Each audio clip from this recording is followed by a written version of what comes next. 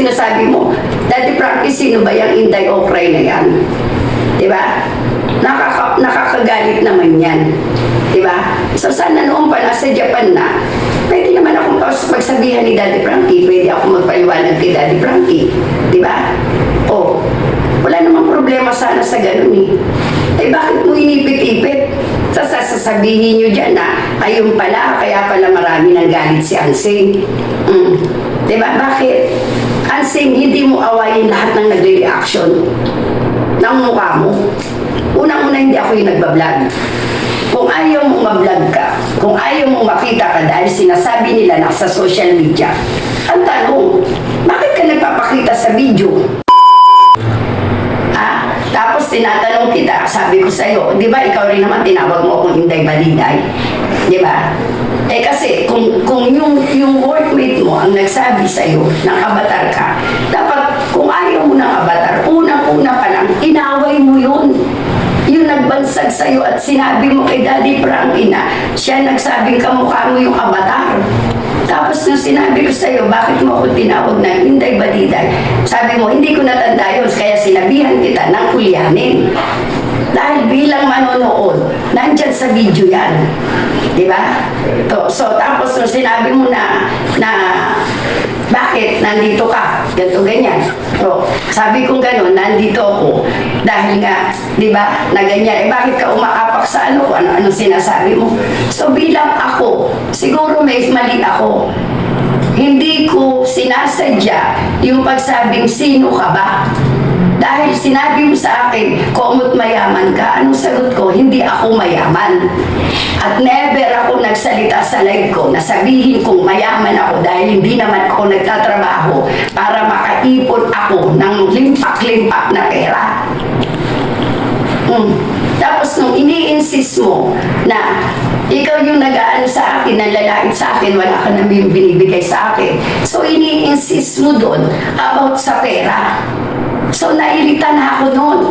Di ba? Hindi naman dapat ganun eh. Kasi kung in-approach mo ako na, uy, Inday, andito ka pala. Pwede ka bang makausap? May sasabihin ako sa'yo kasi napapanood kita. So, kung kinausap mo ako ng maganda, pwede rin ako magsalita sa'yo ng maganda. Kahit in off camera pa. May nagsabi pa dyan, after daw ng away namin. Sabi, nagyakap daw kami. Buti kayo, alam niyo yun eh. Oh, paano ko yayakapin si Ansing? Inilayo nga ako ni Daddy Frankie. Nakita niyo naman sa camera yun. Hanggang sa sasakyan. Ako nga, hindi ko na nakita kung may camera yan. Dahil wala naman ako, malinis kami. Kung may camera man yan, walang cut doon, lahat yun nakita niyo. Oh, siya nagsabi sa akin na wala ka naman tinutulong, wala ka naman binibigay sa akin. Kayo ang sabihan ng ganon, hindi kayo mapipikon.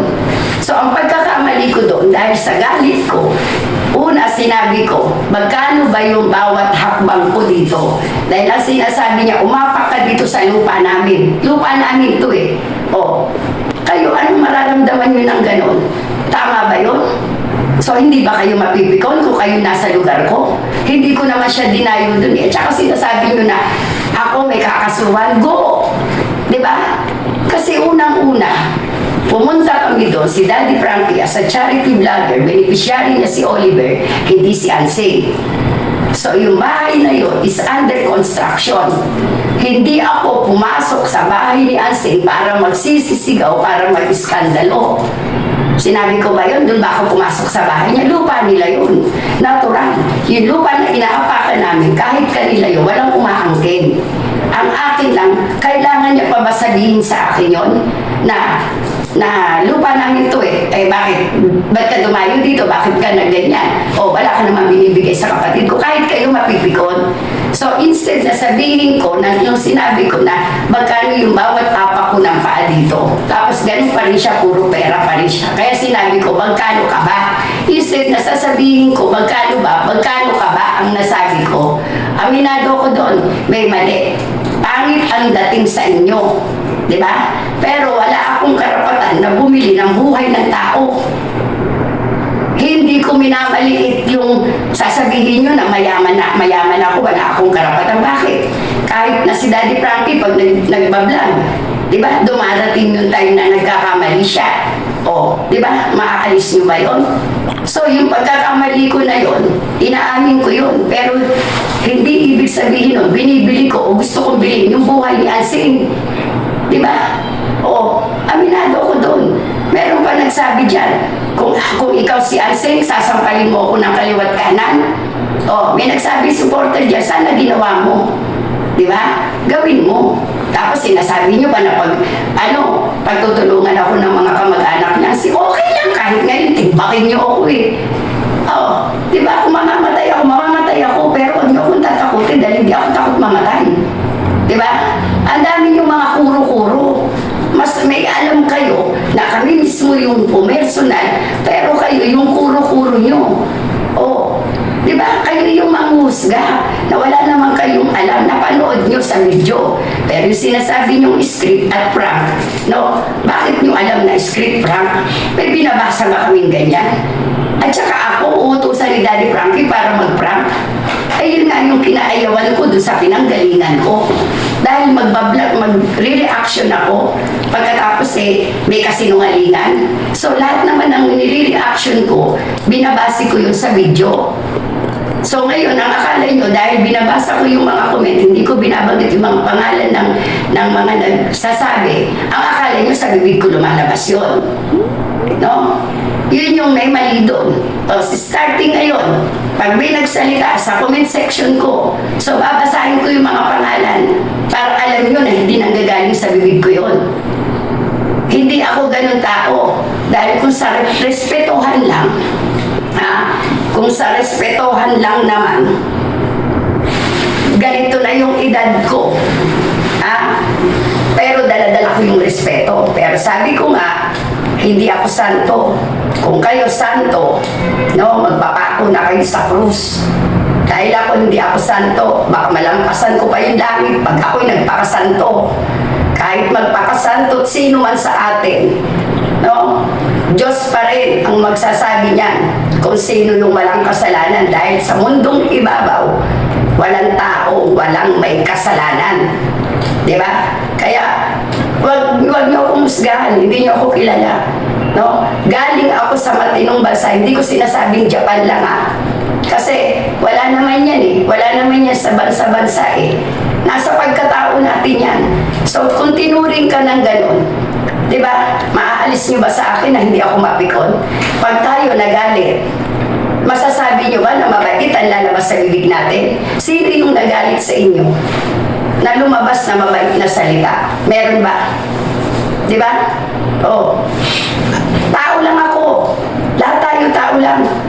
Walang hindi sinasaltik sa atin, walang hindi napipikon sa atin. Kaya huwag kayong masyadong malinis. Diba? Meron pa nagbablog dyan. Ano title mo ngayon? Pwede bang banggitin nyo, Dad Frankie? Ikaw SMB. Gumawa ka ng salita. Dalawang babae. Nasisira sa imahe ng Daddy Frankie. Daddy Frankie, minsan binastos ko po ba kayo sa unang pagkikita natin? Sobra-sobra. Yung pagbibigay ko galang sa kanila, ako pa yung nahihiya. Bakit ako gagawa ng ganon? At saka ako, tao akong pumunta, tao nila akong tinanggap, hindi para gumawa ako ng ng ikagagalit ni Daddy Frankie sa akin. Dahil yung pangyayari na yan, walang may gusto niyan. Hindi namin ine-expect yan na mangyayari yung ganyan sa'yo, Ansing. No? Sana mapag-aralan mo.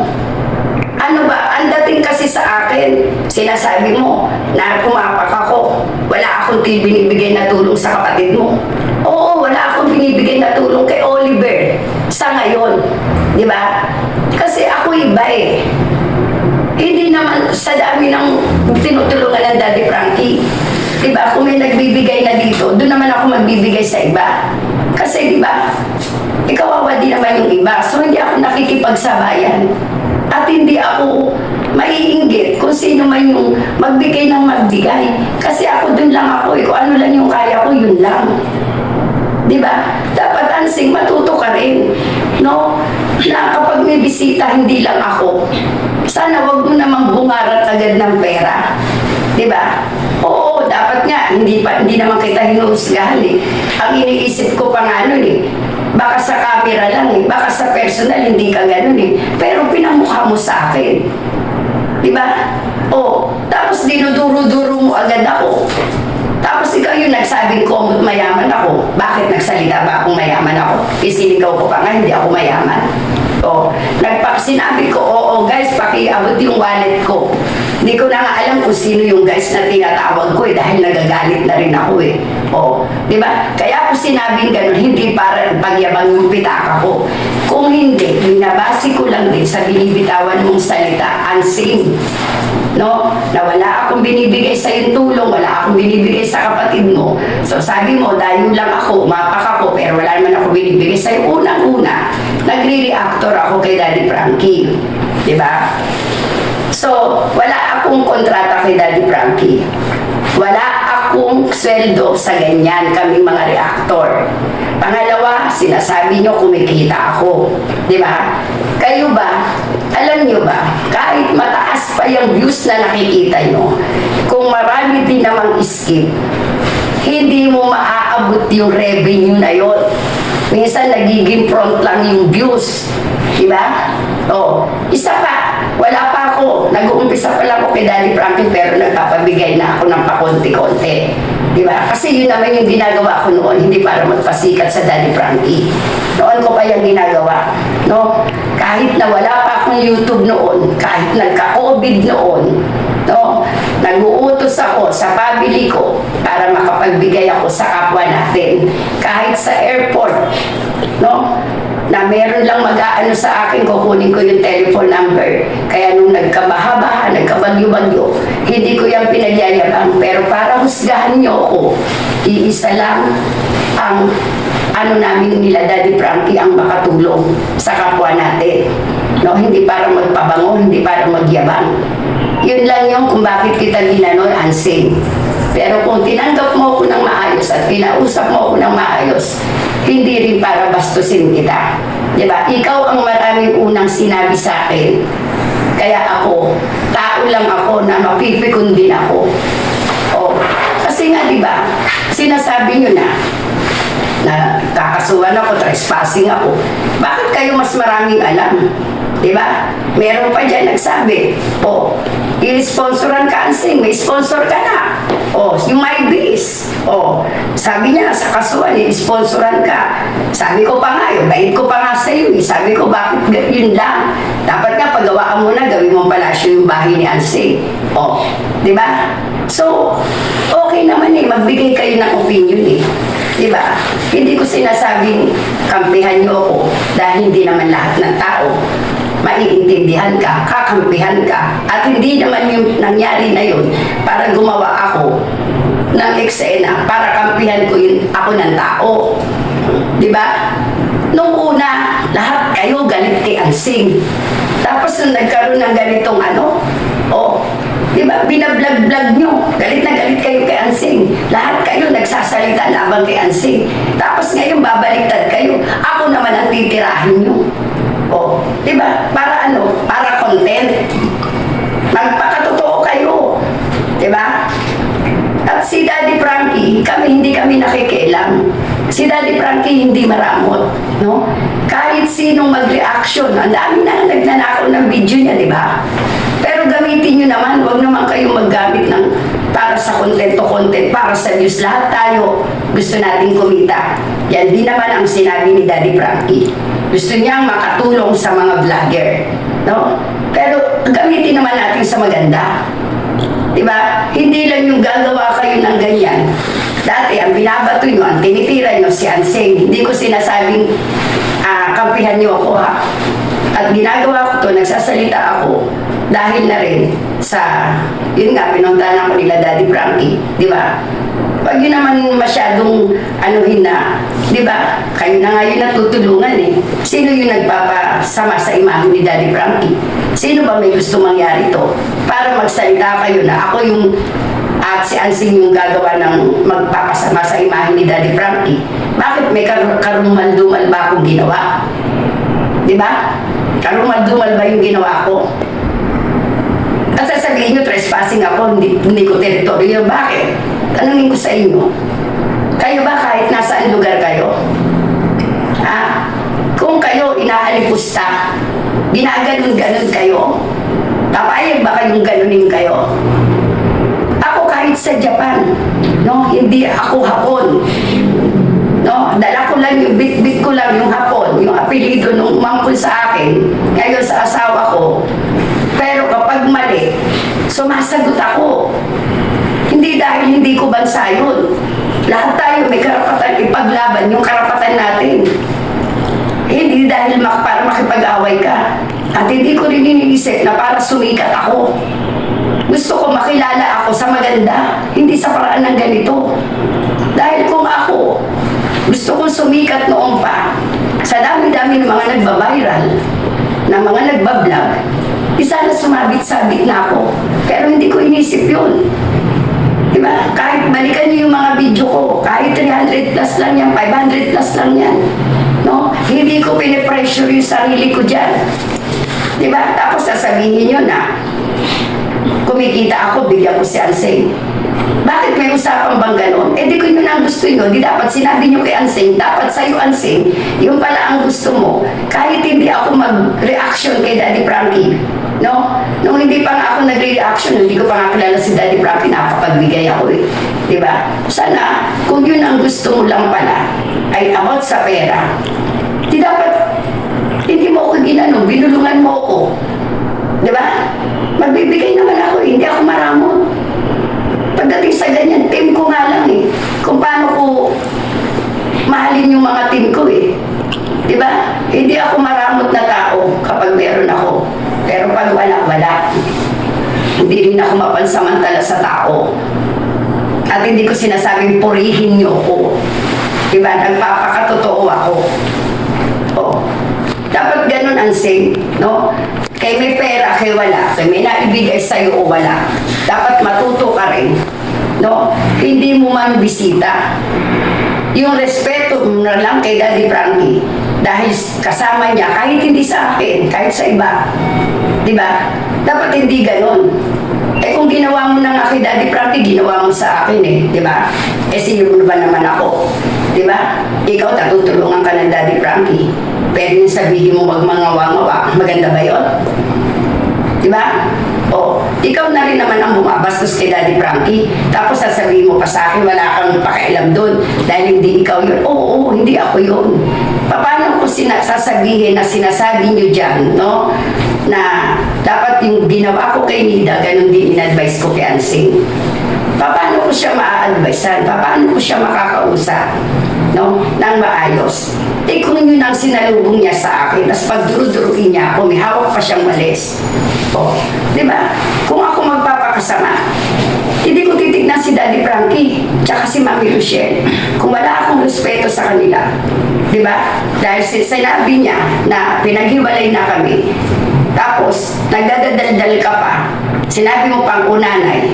Diba? Ang dami mga sinabi sa akin, bansot o nanay o ganyan. O, nung sinasabi mo sa akin yun, doon kita sinabihan. Pangit ka na nga, pangit pa ugali mo. Sinabi ko yun. Totoo yun, dahil nasa video. Pero yung about sa pangit, may video ka rin dyan.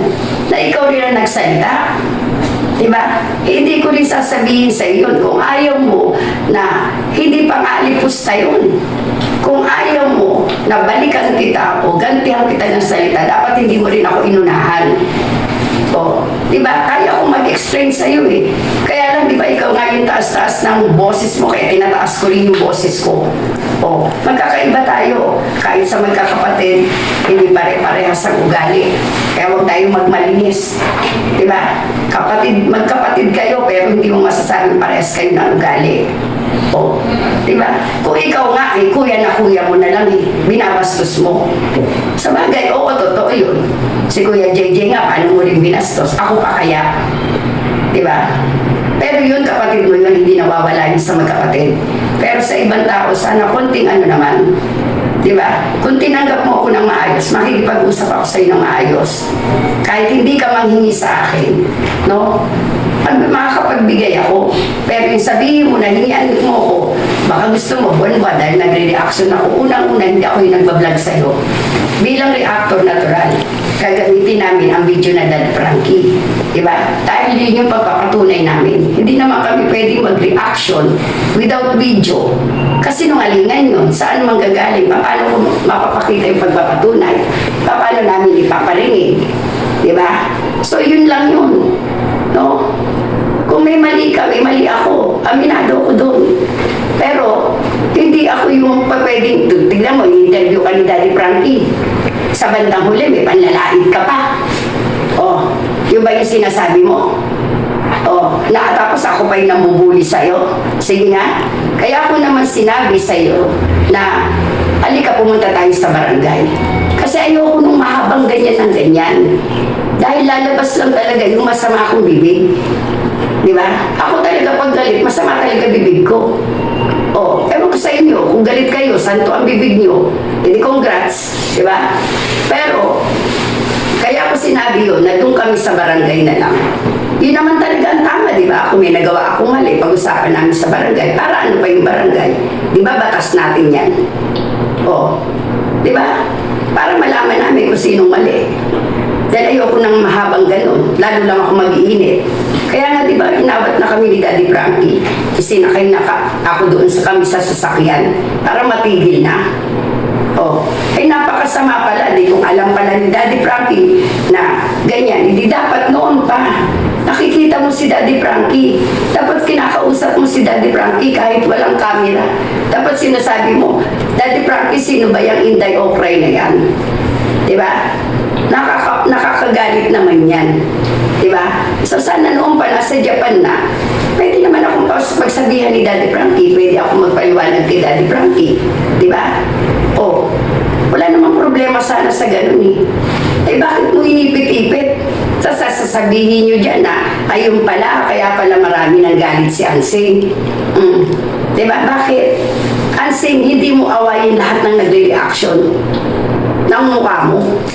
Unang-una, hindi ako yung nagbablog. Kung ayaw mong mag-vlog ka, kung ayaw mong makita ka dahil sinasabi nila na sa social media, ang tanong, bakit ka nagpapakita sa video? Diba? O, ngayon kung ako nagre-reactor, tinutulong ko rin naman yun. Hindi ko yun binuhi. Oo, natural, magtitira ako kasi nagbabayad ako ng tax. Diba? O, pero kung yun lang ang gusto mo, sabihin mo, Daddy Frankie, lahat ang nagre-reaction sa mukha ko kailangan magbigay sa akin. I-announce mo kay Daddy Frankie.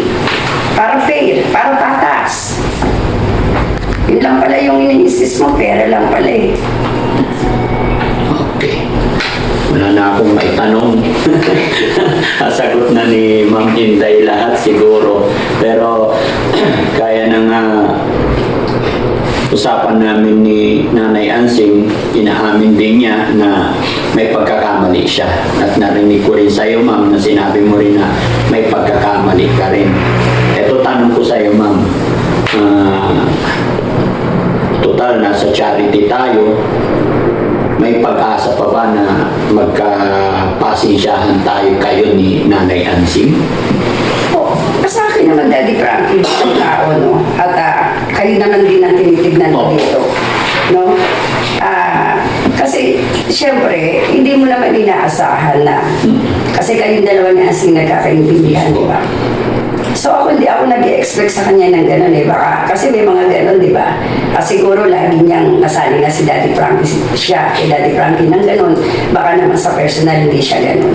So ako, Daddy Frankie, hindi ako... Yes, alam kong nabigla ka rin, Ma'am. Opo. Kasi hindi naman talaga natin ini-expect yun eh. Yes. Di ba? Kasi sa totoo lang, Daddy Frankie, naawa ako dito kay Oliver. Kasi di ba yung pinatawag mo si Oliver, tapos nung dumating, nag-joke-joke pa nga ako doon, di ba?